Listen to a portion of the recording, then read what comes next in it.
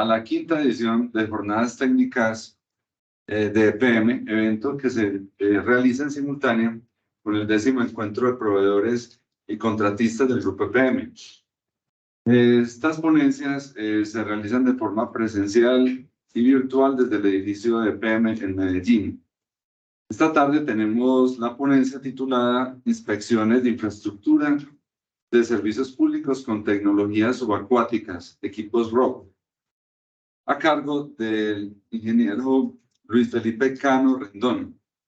Es ingeniero civil, especialista en gerencia de proyectos, docente de cátedra de la Facultad de Ingenierías del Politécnico Colombiano, Jaime Sasa Cadavid, gestor técnico y asesor del contrato AMP para inspección y diagnóstico de infraestructura subacuática en EPM. A Luis Felipe, el agradecimiento de antemano y mucha suerte en su ponencia. Los dejo con él. Gracias. Bueno, buenas tardes para todos. Primero quiero agradecerles por su asistencia. Para mí un honor estar aquí en este espacio, poder compartir con ustedes esta información. Eso fue un logro que se pudo desarrollar acá en el EPM, un trabajo en equipo, donde participaron varias dependencias y donde, y donde de manera activa concluyeron una suma de conocimientos importantes que no solo pues representaron en la gestión de la tecnología, sino que también pudimos lograr hacer un reconocimiento efectivo de toda nuestra infraestructura. Gran parte de la infraestructura de generación eléctrica y una de la infraestructura de la parte de producción agua más importante para nosotros, que es el túnel de la fe. Como ustedes de pronto reconocen esta necesidad de conocer la infraestructura a nivel mundial, sobre todo pues de las organizaciones que tenemos el deber de tener esa continuidad operacional en la prestación de servicios, en el tema de seguridad, en el tema de equipamiento de infraestructura, es, digamos, una necesidad apremiante, ¿cierto?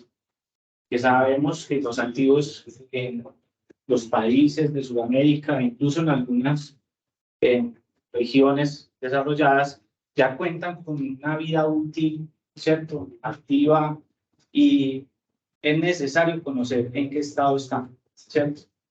Algunas de ellas permiten hacer esa inspección directa y mediante la información colectada, proyectar unos diagnósticos y hacer, digamos, un debido parte de cómo estamos con ellos.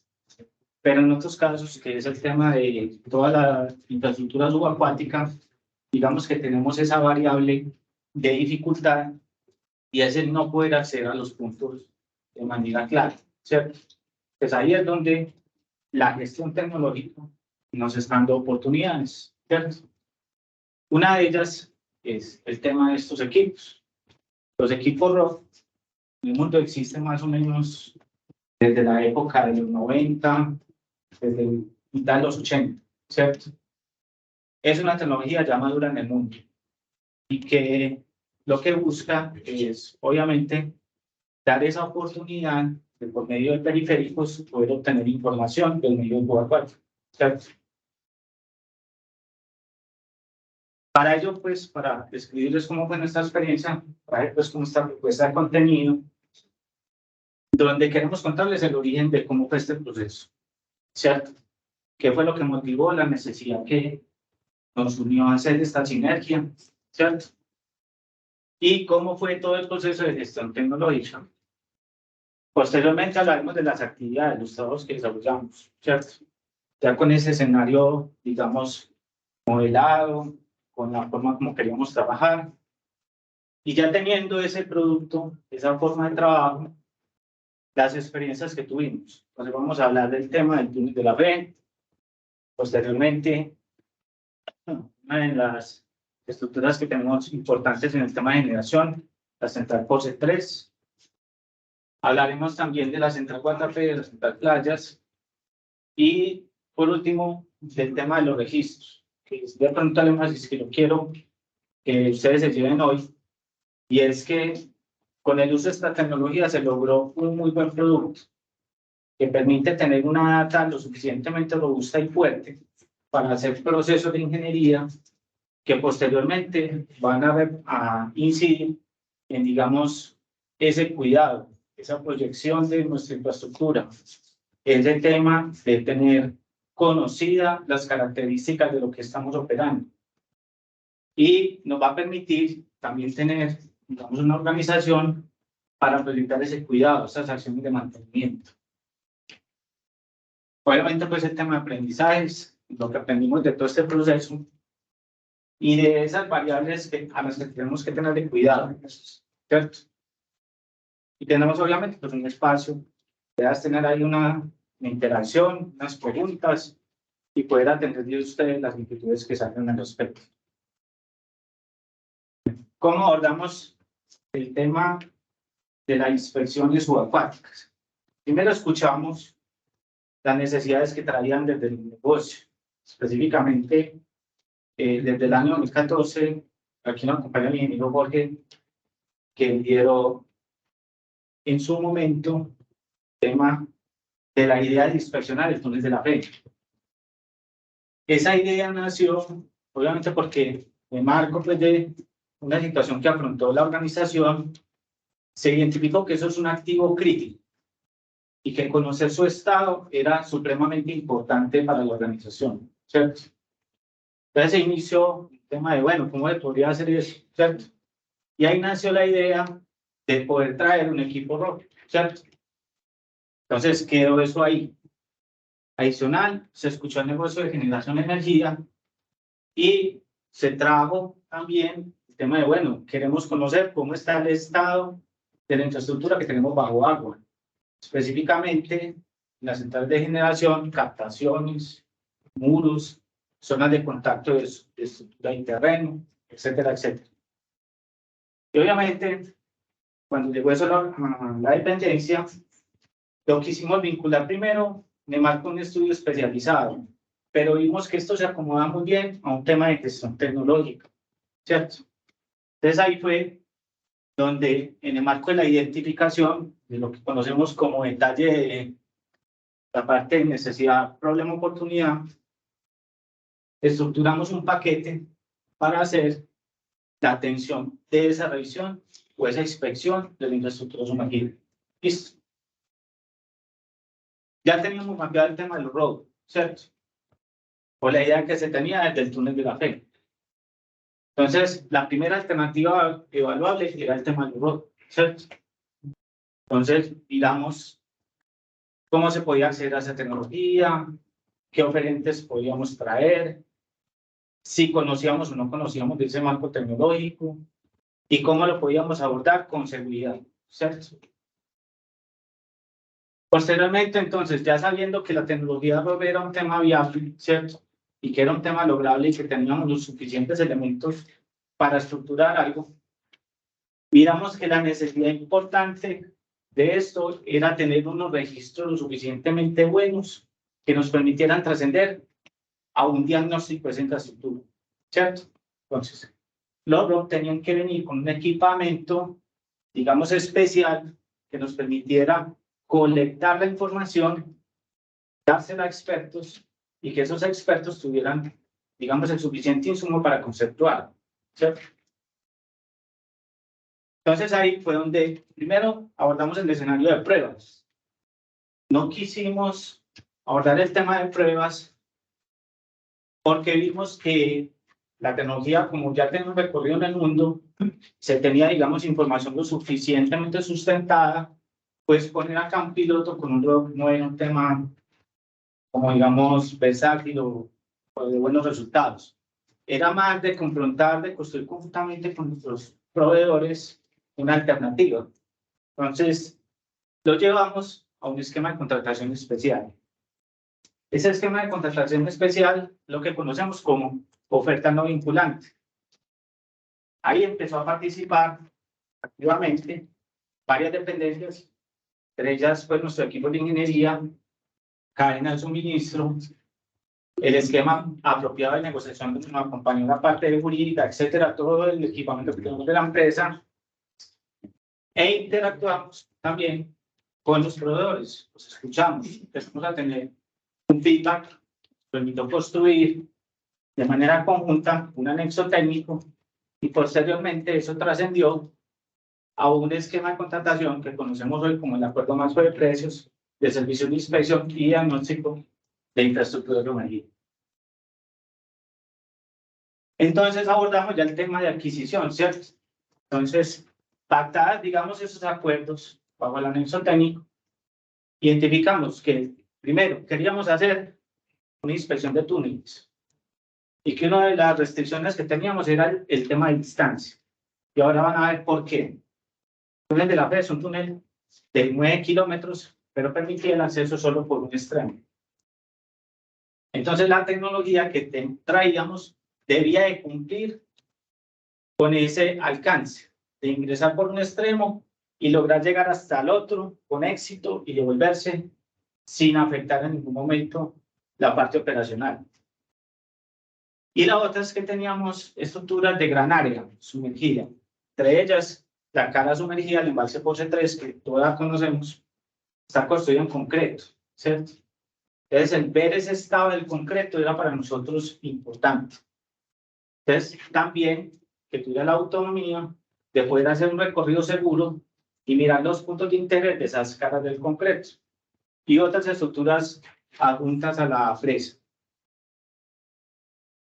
Entonces, ya teniendo todo este marco, programamos la ejecución de unas actas de trabajo donde ya con el equipo ROC configurado, con las opciones de equipo ROC configurado, se estableció toda una logística y obviamente todo un esquema de desarrollo de ejecución que permitió llegar a ello. ¿Por qué definimos el tema de equipo ROC? Pues ustedes ven, cuando se habla de un ambiente subacuático, se puede hacer exploración o con tecnología o con otros medios, entre ellos incluso personas. Tema de, por ejemplo, digamos, algunos de ustedes conocen que se han hecho inspecciones con buzos, pero por ejemplo, digamos, el tema del buceo tiene unas restricciones, tanto en alcance como en tiempos de sumergencia. Y pues en algunos puntos no era viable, y sobre todo pues en el tema de túneles, no era lograble obtener eso. Y Jorge pues nos hace la señal, dependemos solo de la capacidad visual del bus, de su tacto. Cuando digamos obtenemos informes, hay que confiar mucho en ese tema. Y de pronto la data no es lo suficientemente clara o robusta para poderla llevar a conceptos técnicos o ingeniería especializada.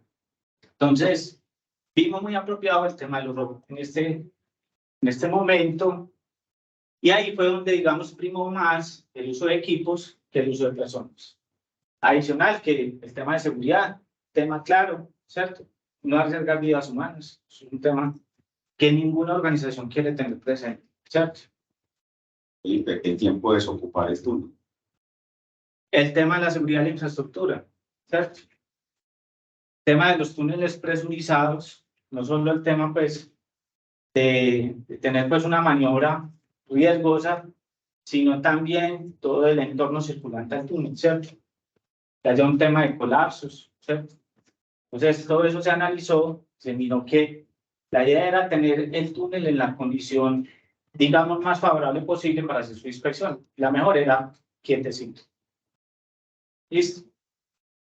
Obviamente, cuando hablamos de la implementación, pues eso nos llevó a direccionar todo el tema. Al tema de túneles, al tema de presas, al tema de captación. Ese fue el primer paquete que exploramos y al que le apuntamos en el tema de desarrollo. Y obviamente esto que nos llevó, o en qué etapa estamos, en el tema de que se lograron muy buenos registros, ¿cierto? Y esos registros representan data de alta calidad, de buen volumen de información y de facilidades de procesamiento posterior en análisis de ingeniería especializada, que ahora les voy a mostrar, digamos, esa potencialidad a la que ya tenemos acceso y que los invitamos, la explotemos, ¿cierto? Porque la idea es que desde acá, desde PM, incluso pues los que quieran explorar esto desde otras organizaciones, vean, digamos, esa bondad que trae este proceso de coger información a gran volumen, moderna, y obtener, por ejemplo, modelos digitales que permiten hacer procesos posteriores, como el que nos mostraron en la ponencia pasada, de hacer proyecciones programadas, de hacer simulaciones y que den escenarios de evaluación clara. A esto nos estamos enfrentando. Estamos hablando de recorrer infraestructura como la que vemos en las imágenes, la cara de Porce 3, las torres de captación de Guatapé, donde hay, como ustedes ven, hay condiciones ambientales exigentes, ¿cierto?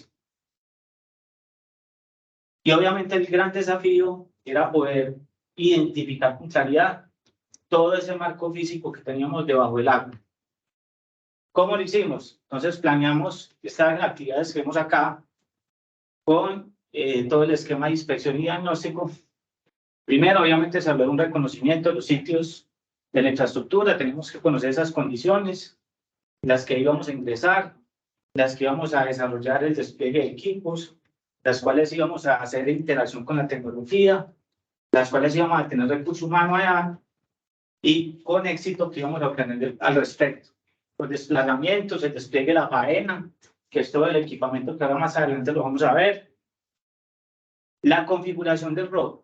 Las configuraciones del ROV van de acuerdo a la infraestructura que yo vaya a inspeccionar. Ahora más adelante les voy a mostrar qué es una configuración para túnel y qué es una configuración para una inspección en área. El desarrollo de las inspecciones propiamente, que también lo vamos a ver más adelante, lo que es obviamente el retiro de equipos, de monte de faena y el postproceso de información y data colectada. Porque digamos que lo que se hace con la tecnología es básicamente un levantamiento, ¿sí? De toda esa textura interna, de toda esa geometría interna de la infraestructura o que, digamos, pueda tener contacto con las señales de los periféricos que emite el ROV y que dan registro, ¿cierto? Posteriormente, ya con eso ya molido, llevarlo a los diagnósticos de minería. Ahí sí entra directamente mucho más el tema del talento humano, el conocimiento especializado de nuestros expertos, de expertos extranjeros o de expertos nacionales que interactúan y que dieron su parte al respecto. Bueno, ahora sí, miremos qué es un ROV. ¿Listo? Los ROV básicamente son equipos que permiten el transporte de periféricos, ¿cierto? En énfasis, un submarino pequeñito no tripulado. ¿Listo? Este tipo de equipos tiene obviamente dos condiciones: suministro de energía y tema de comunicaciones. El suministro de energía y comunicaciones se hace convencionalmente por lo que se conoce como un cable umbilical. ¿Listo? Los cables umbilicales tienen un diseño, en este caso para estos ROV, especial, que no solo integraba el tema de potencia y comunicaciones, sino que también se encargaba de garantizar la posición central, por ejemplo, de flotabilidad en el centro del túnel para evitar riesgos en la navegación segura del ROV. Ese diseño de ese cable, por ejemplo, fue uno de los condicionantes para la búsqueda de esta información y donde eso nos acotó mucho el universo de participación. Incluso se restringió a 2 oferentes en todo el mundo. Hicimos una búsqueda muy clara y afortunadamente pues estuvimos bien rodeados con ello y fue un éxito que trajimos un cable de muy buenas especificaciones y eso nos permitió cumplir con lo que queríamos, que era sobre todo el tema del túnel de 9 kilómetros. A la imagen de la izquierda podemos ver lo que es la configuración del ROV para el trabajo en túneles. ¿Qué podemos ver? Se ven obviamente pues los dispositivos de video. Sí, los dispositivos de video funcionan muy bien cuando la calidad del agua no tiene, digamos, una presencia de sólidos en suspensión alta y permiten que tanto la asistencia de la iluminación que trae el ROV como el medio subacuático pueda hacer un registro de la imagen, ¿cierto? De manera directa. Pero en muchos casos, y más adelante lo vamos a ver en un ejemplo, el video desafortunadamente no nos arroja unos resultados de pronto totalmente eficientes, ¿cierto? Entonces ahí es donde se aborda el tema de los sonares. Los sonares son una tecnología que existe hace mucho tiempo. La data más o menos está desde 1914, donde en Canadá un ingeniero hizo la primera propuesta de sonar y donde desde allá, basados en la naturaleza, todos sabemos pues que el principio de varios animales de su desplazamiento parte de la emisión de ondas sonoras. Entonces, desde allí se estructuró esa tecnología. Se pulió, como se ha pulido muchas tecnologías en el mundo en el tema de las guerras, y ha permitido evolucionar en ese momento hasta un nivel tal que ya se puede captar formas geométricas precisas a mucho grave detalle y a una calidad muy alta.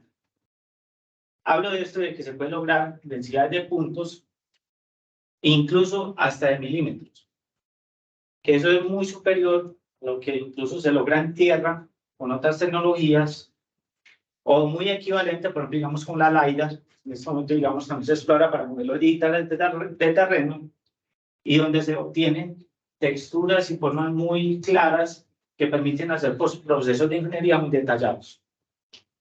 Entonces, retomo, la configuración del ROV para túneles se dispuso de una configuración de sonares en la parte frontal, que a medida que iba avanzando el ROV iba escaneando, digamos, esa parte delantera del túnel, iba permitiendo al navegador tener un posicionamiento del equipo y al mismo tiempo se iba haciendo una colección de data en 3 direcciones. ¿Listo? También se tiene un sonar perfilador. Ese sonar básicamente lo que hacía era sacar secciones sucesivas del túnel e irlas confrontando con lo que se iba escaneando de manera frontal. Y se iba haciendo un cruce de densidad de puntos que posteriormente en el proceso nos permitió lograr texturas a mucho detalle. También se contaban con periféricos como los hidrófonos. Los hidrófonos son unos dispositivos que básicamente captan sonidos. Incluso también van muy asociados al principio de los sonares y que lo que realizan es registrar esas ondas sonoras presentes en el agua y confrontarlas con las que se emiten desde el equipo. Obviamente, como tenemos un sistema de propulsores, el sonido presente en el agua va a tener, digamos, un comportamiento muy uniforme. Pero los hidrófonos detectan esas variaciones o, digamos, esas distorsiones, fugas, que se pueden llevar a interpretaciones de fugas, ¿cierto? De estructuras.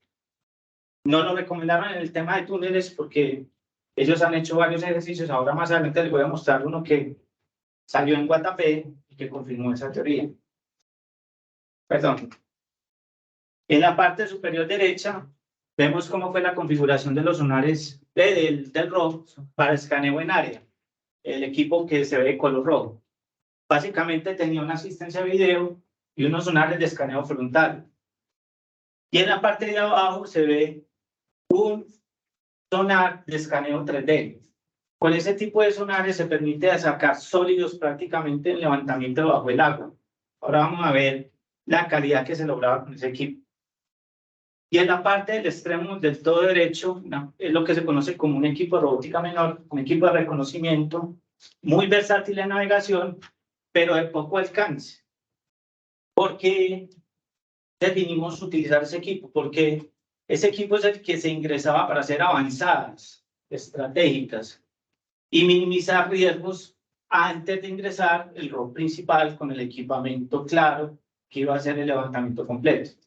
El túnel de la fe nos permitió, por ejemplo, identificar la geometría de ingreso por la torre de captación, que ahora la vamos a ver, y también en Guatapé nos permitió ingresar por dentro de la torre de captación para hacer un levantamiento de unas válvulas.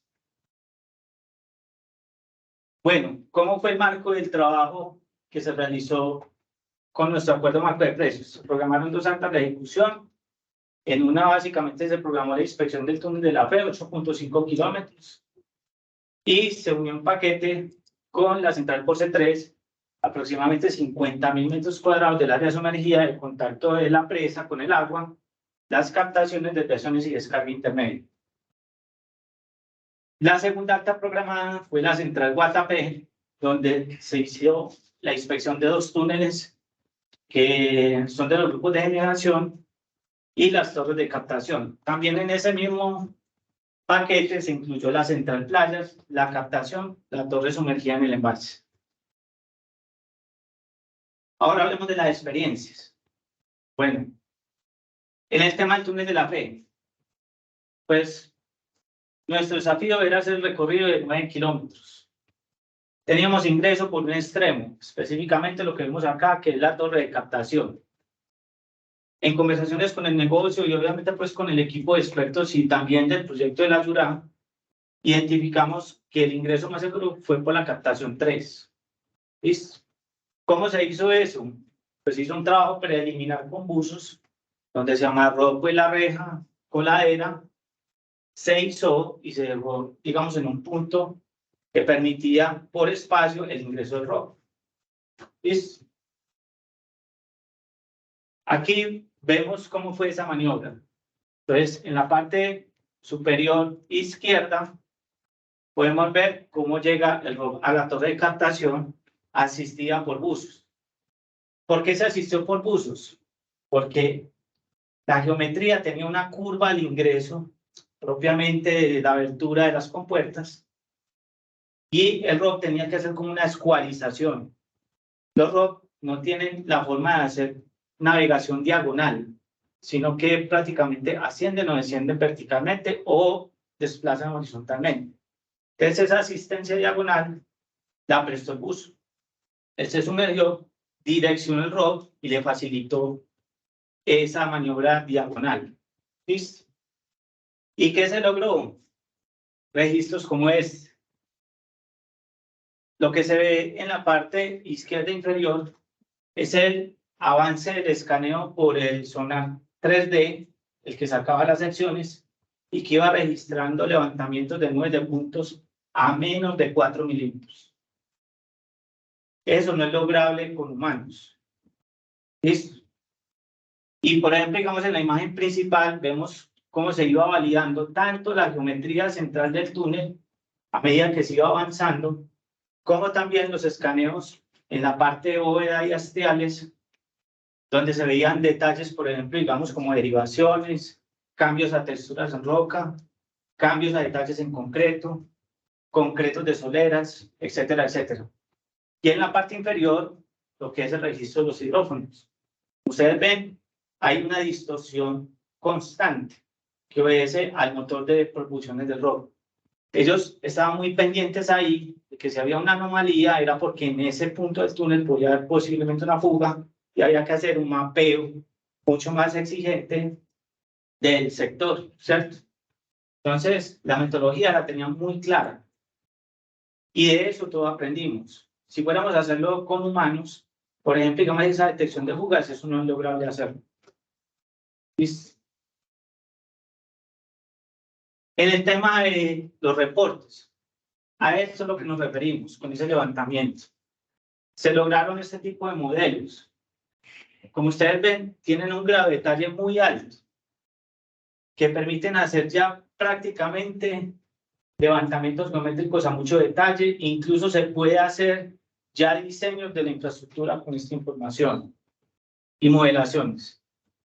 ¿Quieres hacer una pregunta? Me hace una pregunta. Ya después de tener los modelos, tener ya como clara la información, se determinan las intervenciones, ¿cierto?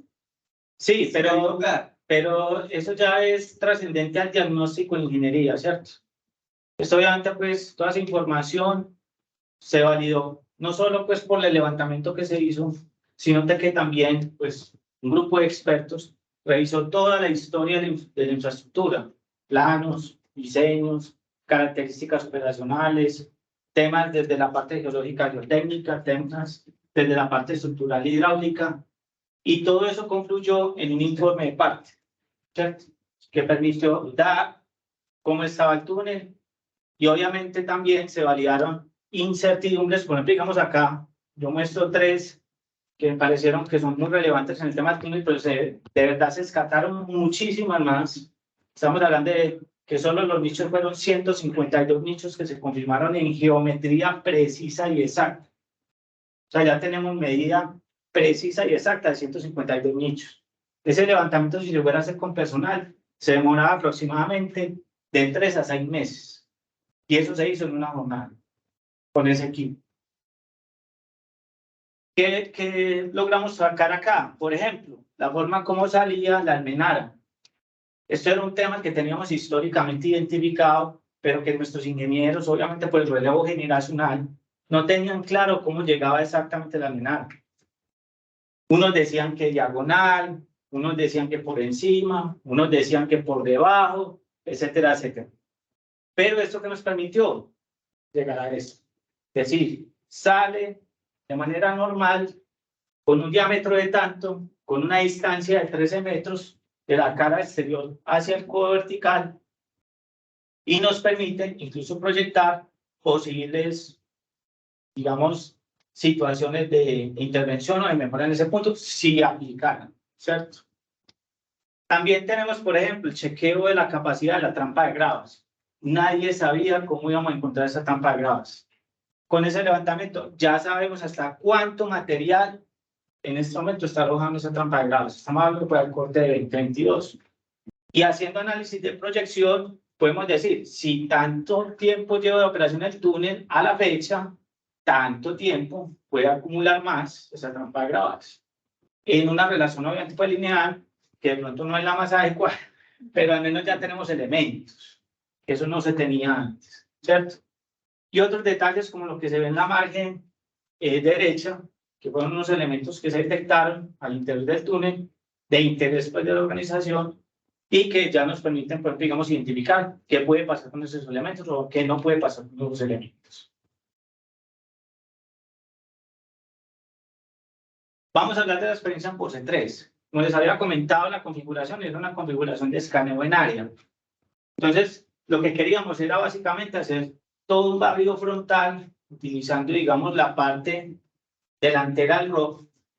Ahí se lo intentaron lograr videos y se intentó también hacer detalles sobre todo el esquema de juntas y de todo el tema de plintos, ¿cierto? Hubo una experiencia muy bonita. Allá se utilizó un sonar de alta resolución, donde ese sonar permitió hacer características de, por ejemplo, descascaramientos del concreto, fisuramientos, puntos, por ejemplo, digamos, de instrumentación, todo eso quedó detectado. Y obviamente, pues en el informe que posteriormente se trascendió de diagnóstico, pues dio tranquilidad, porque teníamos un registro muy detallado con posición precisa sobre la cara de la presa del estado de esos puntos. Y que eso puede dar un insumo para posterior vigilancia en el marco de la seguridad de presas de esa infraestructura. Aquí, por ejemplo, cómo es el trabajo de un sonar y cómo es el trabajo del 3D. Como ustedes ven acá, este es un escaneo frontal. Listo. Las condiciones del agua turbia pues no permiten hacer una visualización como la que se ve ahí. Ahí se ve claramente bien resaltado. Por ejemplo, digamos cómo se va barriendo la estructura. El principio de la imagen de un sonar es muy parecido al de una linterna cuando usted lo proyecta hacia un muro. Emite un cono y sobre ese cono, digamos, se detecta una imagen en sombras, ¿cierto?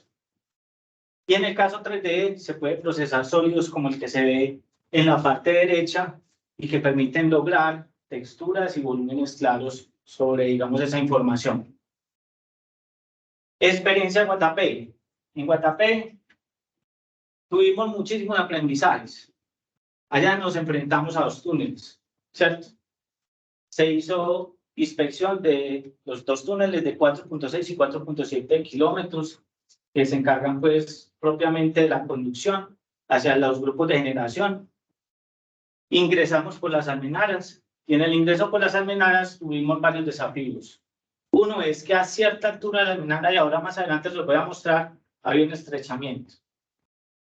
Y otro que ese sí no se tenía detectado era que cuando llegábamos al túnel, ¿sí? Aunque se estimaba un giro vertical, allá se miraron condiciones de que esa conexión entre la almenara y el túnel tenía un desarrollo distinto al que tenemos en registros históricos. Y nos obligó, obviamente pues con toda la planificación y como fue preparado el contratista, a hacer un montaje especial de la protección del cable umbilical, tanto en el giro vertical como en uno horizontal que se configuró para hacer el ingreso al túnel. en ambas direcciones y en ambos túneles. Ese proceso con esta inspección duró casi una semana, cuando en la FEL lo hicimos en un día. Pero gracias a la persistencia y a la experiencia de nuestro contratista, se pudo lograr sortear ese impasse y aprender de ese impasse, porque eso nos va a dar también luces para en una futura inspección volver a ingresar por ese punto, estar mejor preparados, ¿cierto? Aquí el tema, por ejemplo, de cómo fue el ingreso por la almenara. Los señores que están ahí en el video son los pilotos ROV, son personas con una gran experiencia en la maniobra de este tipo de equipos. ¿Esas personas fueron capacitadas o las trajeron de afuera? No, las traía el contratista, son mano de obra especializada, muy especializada.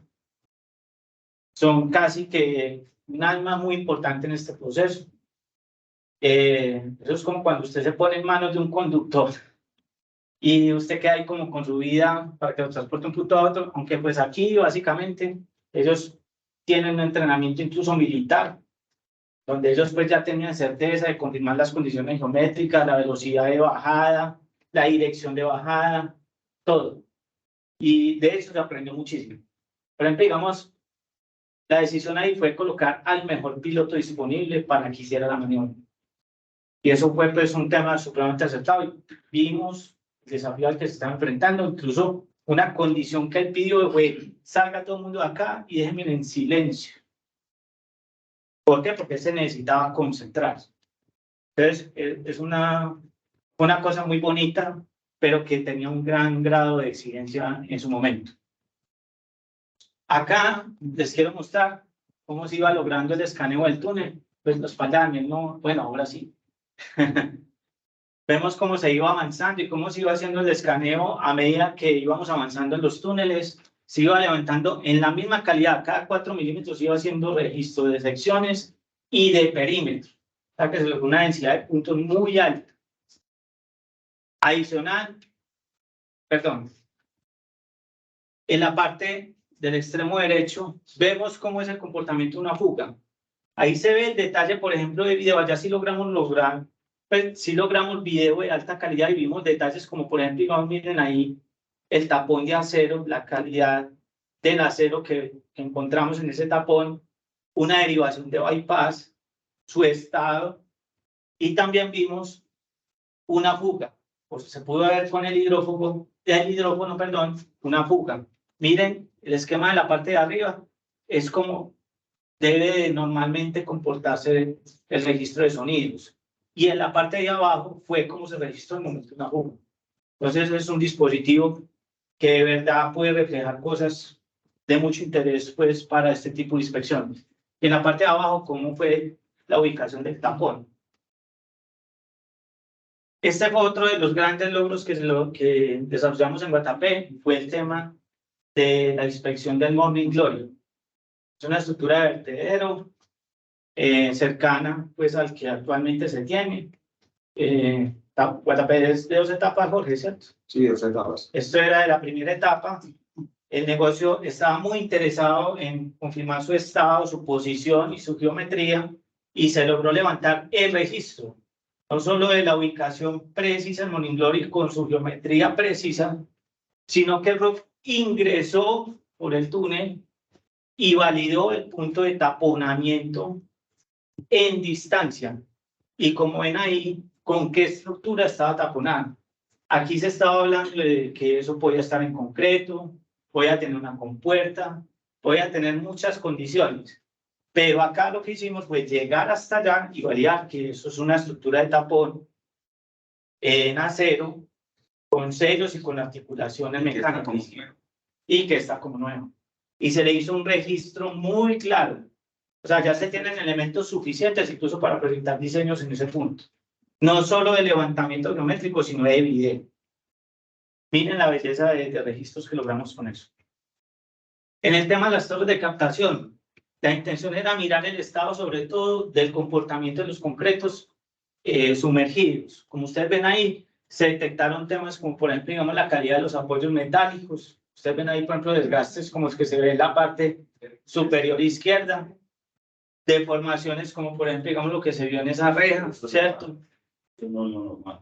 Sí, Ella dice que se ve muy bien. Le estoy diciendo que yo, aquí estábamos en muy poca profundidad, pero lo normal es que no se ve, por eso se usan los sonares. pero por ejemplo, digamos acá en Guatapé, eso fue lograble con video en la parte superior porque la calidad del agua lo permitió, ¿cierto? Pero cuando la calidad del agua no lo permite, vemos como lo que se ve abajo, que es el resultado de sonares. Por ejemplo, digamos en la parte superior derecha, incluso se logró identificar texturas del agregado de concreto, fisuramientos, torceduras de los o puntos pues de desgaste, porque no se puede hablar pues de torceduras, sino de desgaste de las guías, ¿cierto? Que son comportamientos normales, pues obviamente de una infraestructura mucho tiempo bajo el agua, pero que ya tener esa información permite planificar, proyectar cosas, ¿cierto? Este insumo ya está logrado en la organización. También se identificaron comportamientos del concreto como que en la profundidad, que es de pronto donde más le preocupa al negocio, el estado del concreto es donde mejor está.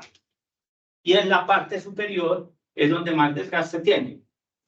¿Por qué? Obviamente, la conclusión que dieron los expertos es que por las presencias de oxígeno, ¿cierto? La anoxia en el embalse, ese fenómeno se pudo materializar, ¿cierto?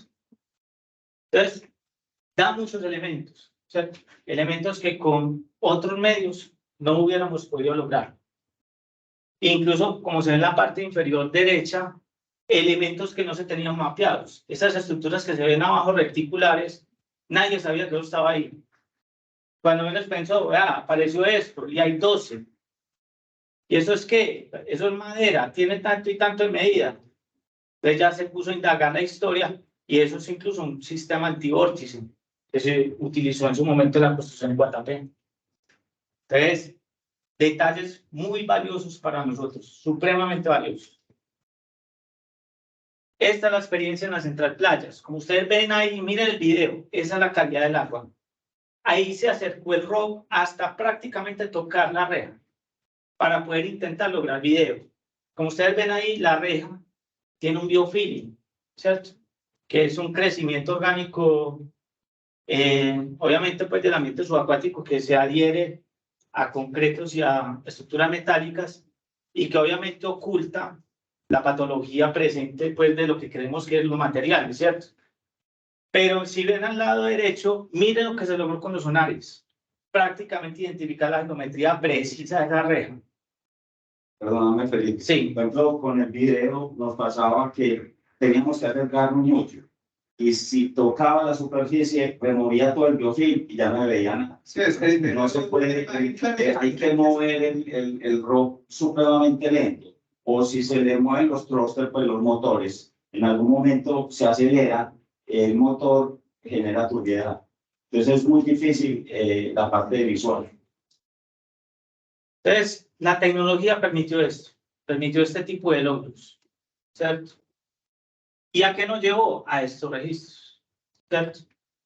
Como ustedes ven, se podía ya tener información suficiente para validar geometrías de construcción versus geometrías presentes en el sitio, a un grado de detalle tan alto que incluso la posición de nichos, como la que se ve en la parte inferior izquierda, donde en planos decía, ahí hay un nicho, pero no se sabían las dimensiones. Ahora ya tenemos las dimensiones hasta en menos de 4 milímetros en cualquier dirección. ¿Sí? Eso es una ganancia de información grandísima. Y como ven en la parte derecha, con esos modelos podemos hacer diferentes validaciones, ¿cierto? De mucho tipo. Y ahí es donde empieza la invitación. Como tenemos esa información disponible en la organización, nosotros podemos hacer ejercicios como este. Este es un ejercicio que se hizo al interior del equipo de la Unidad de Estudios de Asimilación Tecnológica con un practicante, con una practicante. Estamos explorando acá la metodología CFD, que es una tecnología que ya es muy conocida pues, en el mundo para modelaciones hidráulicas, y donde aquí se hizo un ejercicio muy acotado, poniendo un escenario muy simple y muy sencillo, simplemente para ver el comportamiento de lo que teníamos. Y se puede ver temas como este, donde se pueden estructurar mapas de calor con el comportamiento de la velocidad del flujo. Zonas, por ejemplo, digamos como la que se ve naranja, donde el flujo tiene más velocidad y zonas azules donde el flujo tiene menos velocidad. Temas como este, donde podemos incluso ver la tendencia de líneas de corriente, ¿cierto? En los puntos donde hay aquietamiento, donde hay aceleración, donde hay turbulencia. Y estos temas, por ejemplo, los puntos donde hay sobreanchos, donde hay, digamos, cambios geométricos importantes, nos muestran que hay puntos que es bueno revisarlos. Eso no quiere decir que la infraestructura esté trabajando mal.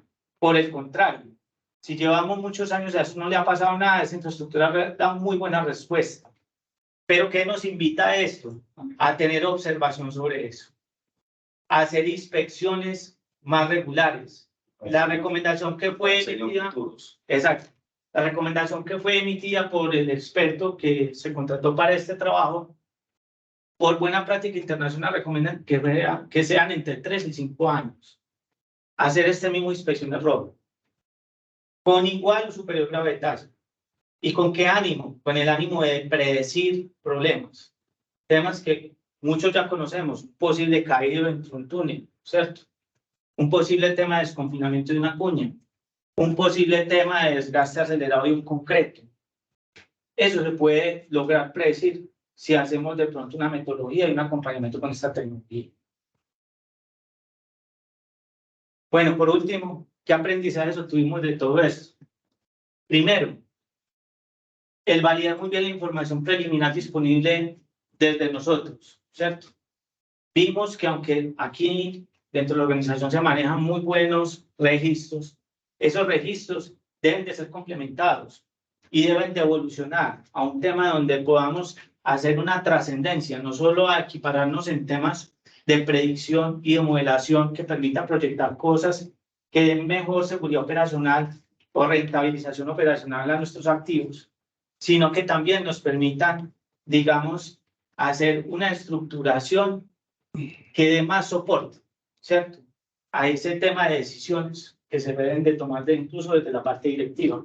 Coordinaciones y tiempos en todo el esquema de procesos de estas inspecciones, lo que tiene que ver con el posicionamiento del equipo. Por ejemplo, experiencias como hay que dar una debida evaluación del tiempo para el ingreso, para que el equipo dentro del túnel, por ejemplo, haga un seteo, calibre sus dispositivos y haga un arranque seguro del registro.